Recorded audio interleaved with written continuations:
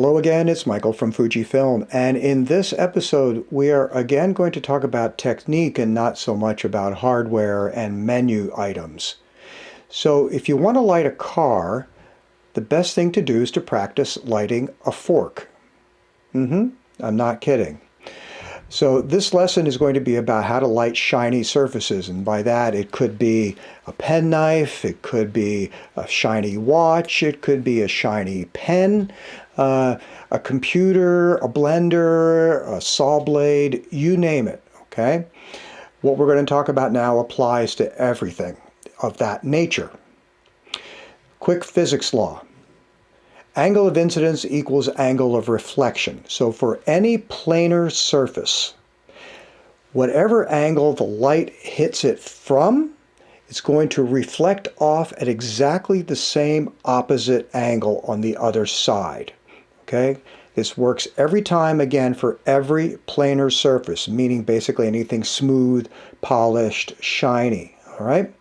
One perfect example of this is when you photograph the sun off a body of water, think about what happens when the sun is up high versus when the sun is down on the horizon. And it always looks more interesting when the sun's in front of you than when it's behind you, because it's when it's behind you, it's not reflecting back at you, it's reflecting off on the other side of the world.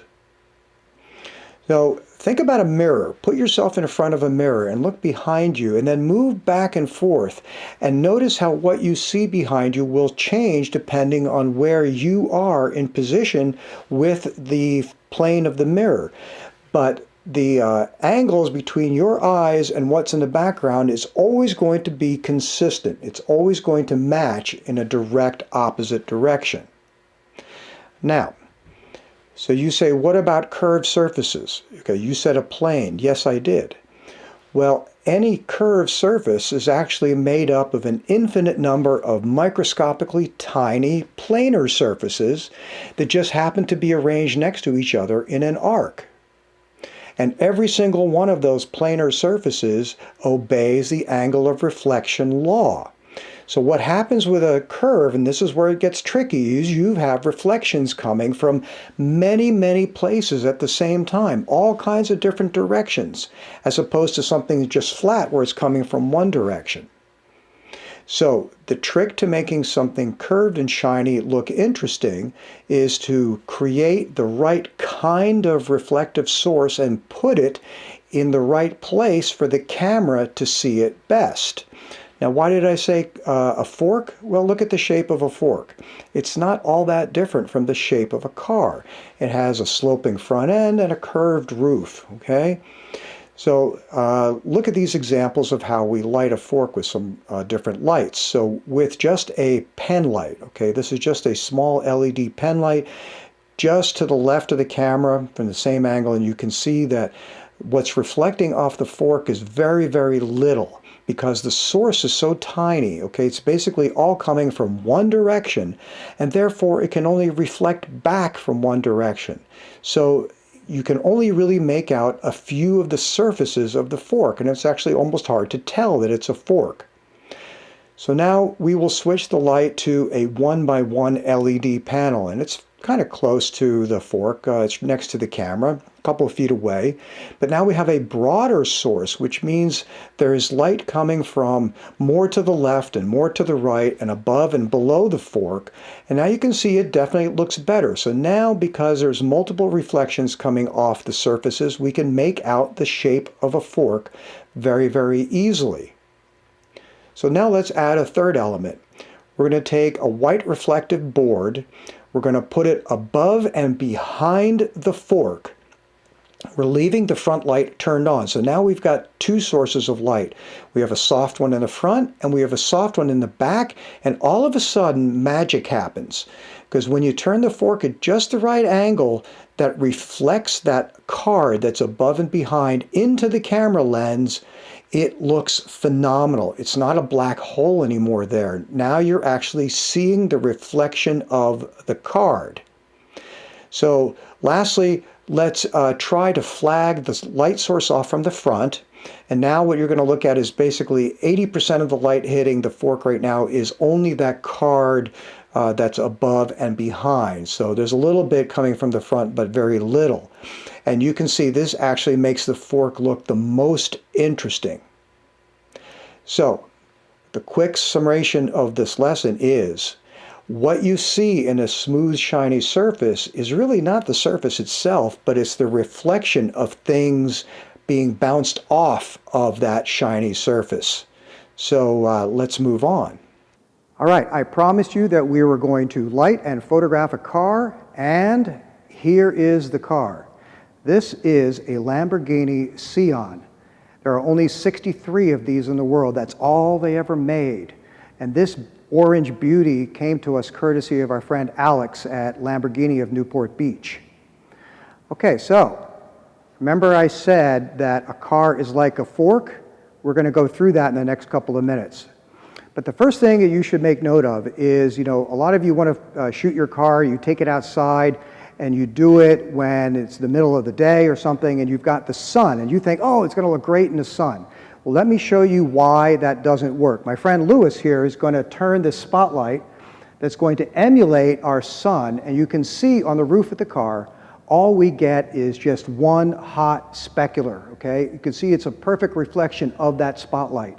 And when you shoot in sunlight, that is basically the problem you have, because the sun is so much brighter than everything around it, including the sky. Aha, so you should take your car outside, either right at daybreak, or better just before, or at sunset, again, or better just after, because then the hot spotlight goes away, and instead you've got a giant softbox from east to west to light your car in a nice, smooth fashion so that you get beautiful reflections on all the surfaces like we talked about with lighting the fork. Okay, so stand by for a minute. We're going to show you what we did with the lighting. Now, of course, what you're seeing right now in the video is not the final shot, so it's going to look a little bit different when I show you that final frame, so stand by until I finish talking here. So the big thing here, the main thing to notice, is how we're emulating the skylight with the use of this really giant softbox overhead. And there are LED tubes in there, and they're set at 5600 Kelvin, and that's going to make it feel like sky. And you can see how that huge surface of light beautifully comes off all the angles of the car. Now, the car is actually in front of that softbox. It's not directly underneath, and that's a different style. I mean, I've done that too.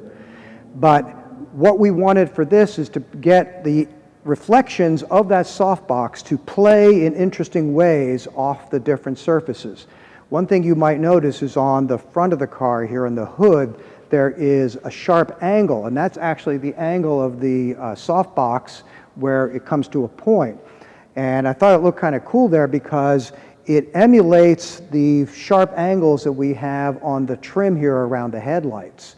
So that was a choice. We turned the car a little bit on an angle instead of shooting it straight on horizontal, but it's turned a little bit. Again, because it made the shape of the car interesting, and being able to see a little bit of the front as well as the side kind of tells more of a story.